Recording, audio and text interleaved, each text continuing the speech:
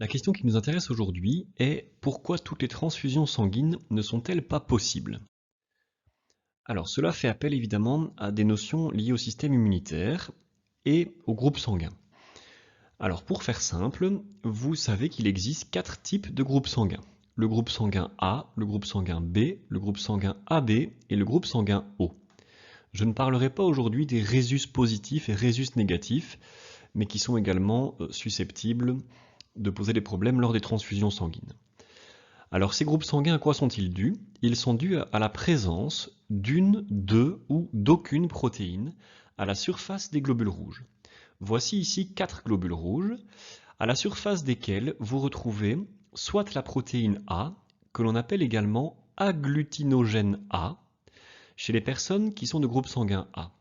Les personnes de groupe sanguin B possèdent à la surface de leurs globules rouges, ancrés dans leur membrane cytoplasmique, des agglutinogènes B, ou protéines B, on pourrait également les appeler antigènes B.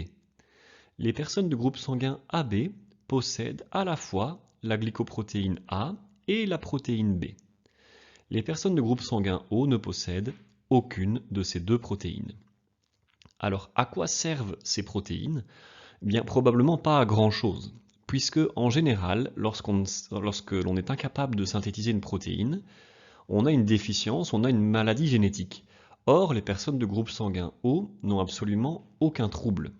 Donc ces protéines A et B ne sont probablement pas vitales, mais elles posent quelques soucis lors des transfusions sanguines. Pourquoi? Eh bien l'idée c'est que on fabrique des anticorps contre ce que nous ne sommes pas. En tout cas, on a la potentialité de fabriquer des anticorps contre ce que nous ne sommes pas. Et donc si quelqu'un qui est de groupe sanguin A reçoit du sang de quelqu'un qui est de groupe sanguin B, elle va fabriquer des anticorps anti-B. Elle possède en fait des lymphocytes B, la lettre B ici n'a rien à voir avec le groupe sanguin, des lymphocytes B, capables de reconnaître ces antigènes B et de fabriquer des anticorps dirigés contre ceux-ci. Une personne de groupe sanguin B a la potentialité de fabriquer des anticorps anti-A. Une personne de groupe sanguin AB ne fabriquera jamais d'anticorps ni contre A ni contre B, sinon il serait dirigé contre ses propres globules rouges. Et une personne de groupe sanguin O a la potentialité de fabriquer des anticorps anti-A et anti-B. Donc en résumé, une personne de groupe sanguin A présente des agglutinogènes A à la surface de ses globules rouges et produit des anticorps anti-B. Une personne de groupe B présente des agglutinogènes B et produit des anticorps anti-A. Une personne de groupe AB possède les deux agglutinogènes et ne fabrique pas d'anticorps. Et une personne de groupe sanguin O n'a pas d'agglutinogène à la surface de ses globules rouges et a la potentialité de fabriquer des anticorps anti-A et anti-B. Toutes les transfusions sont-elles permises et pourquoi? La réponse est bien sûr non. Par exemple, si une personne de groupe A reçoit du sang B, les anticorps anti-B vont réagir contre les globules rouges du donneur, ce qui peut être mortel.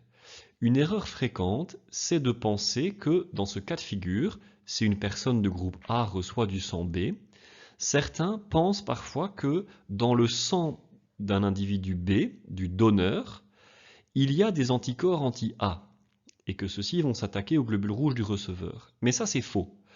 Pourquoi c'est faux? En fait, vous devez bien comprendre que ces anticorps anti-A ne seront fabriqués que s'il y a rencontre avec l'antigène A, la protéine A donc.